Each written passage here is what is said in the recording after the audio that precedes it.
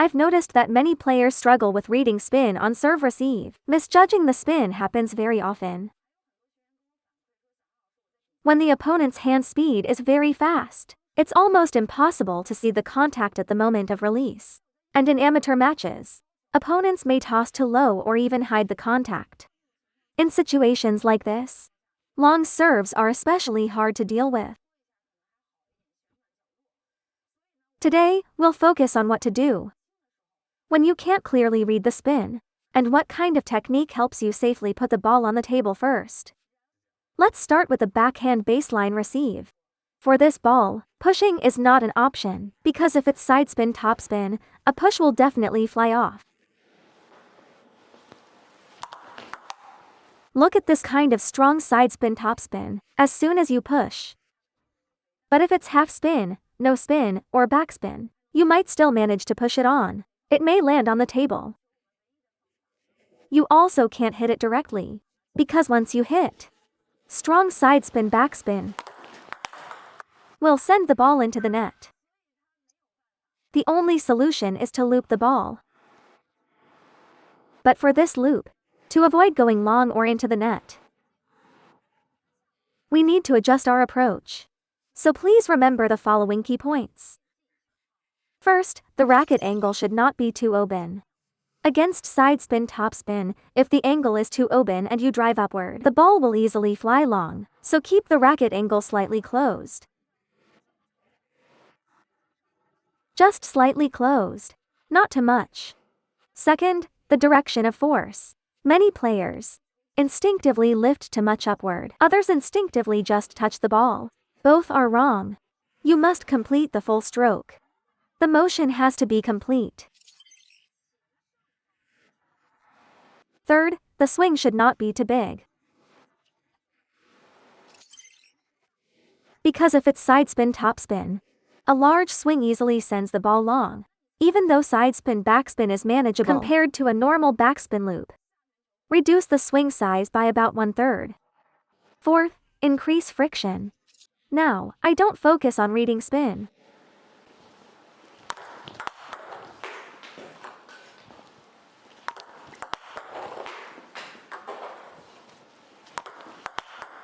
Using friction more than impact allows you to handle both side spin topspin and side spin backspin, grabbing and brushing the ball properly. In this situation, your consistency improves significantly. Always prioritize friction over impact. For example, in a normal loop, you might rely more on hitting, more power and impact. In this case, increase the proportion of brushing. Brush with force, not hit with force. Lastly, control your power. When I was receiving serves just now, I used only about 50-60 power. First, find the rhythm and feeling. Once you're familiar with the opponent's serve, you can naturally add more quality. I'll demonstrate this with both penhold and shakehand.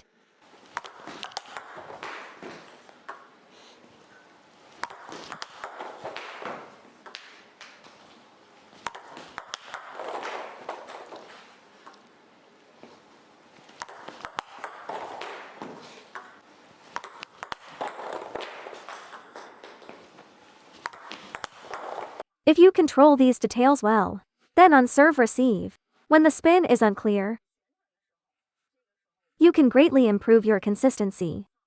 Now, let's talk about the forehand side. Based on the previous points, there are 2 additional things to note. First is footwork. On the backhand side, you can hit directly from your stance, but on the forehand side, you must move. When moving your feet, never jump upward. Never step with a crossing left foot.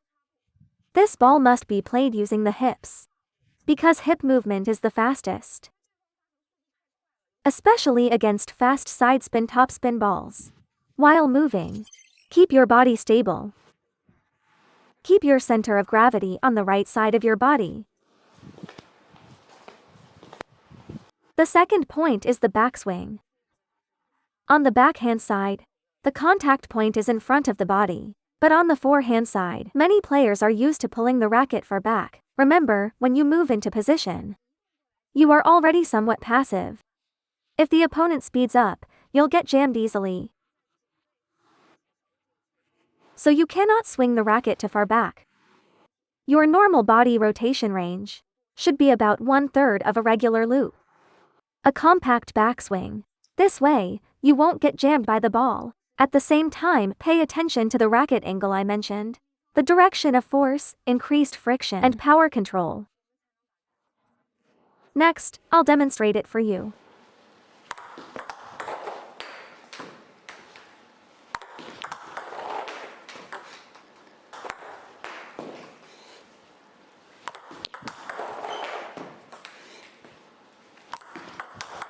You can also practice using this method.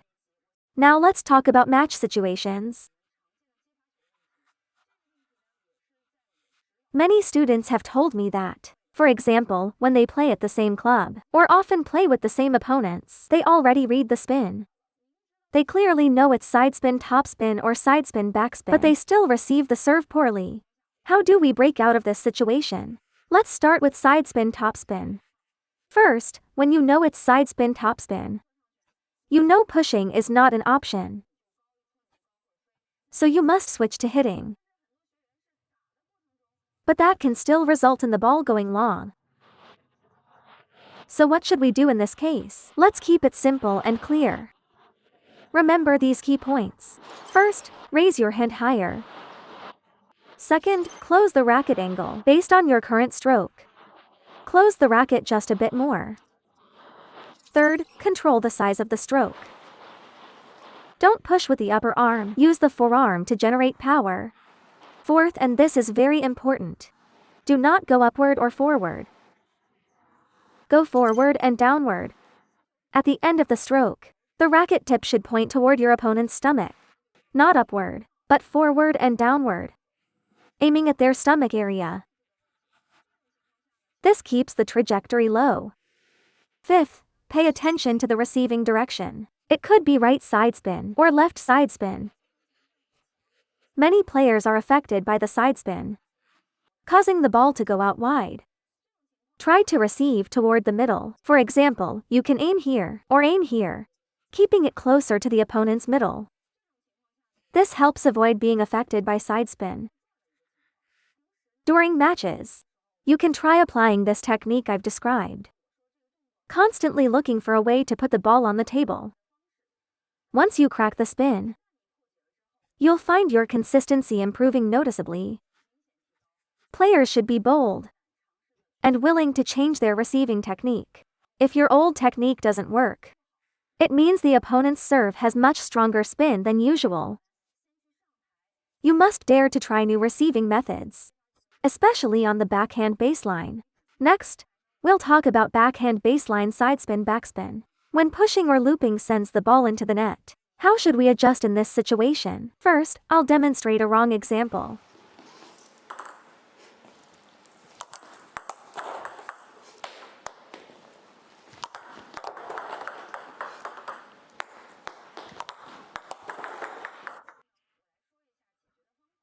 First, let's talk about pushing. The first problem is that many players rush the timing. They push the ball right after it bounces. In fact, you should wait for the ball's highest point, or slow it down a bit, and push at the early falling phase.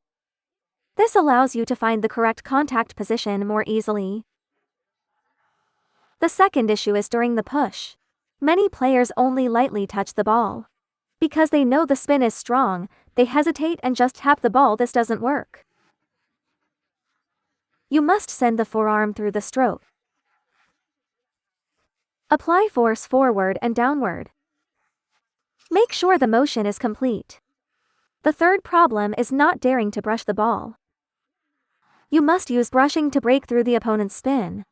If you keep hitting the net repeatedly, it proves that the opponent's spin is very strong. At this moment,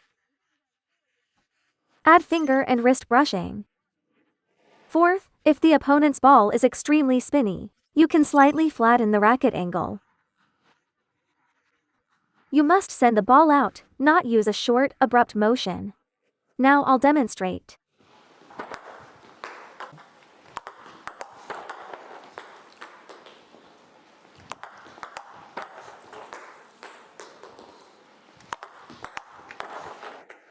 Next, let's talk about looping, when the ball often goes into the net.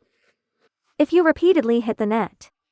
First, don't stand too close to the table. You can step back slightly. Create space for your swing and avoid being jammed, since the ball is long. Second, slightly open your racket angle. For example, if this is your usual angle, you can open it just a bit more. Third, at the moment of contact, do not hit or impact the ball. The fingers and wrist must guide the brushing action. Use the contact to lift the arc of the ball. Reduce direct hitting and impact. This makes the ball much easier to land on the table. Fourth, never just lightly touch the ball. You must complete the full stroke. Many players lose confidence after poor receives, their hand goes soft, and they stop committing to the motion. This makes it even worse.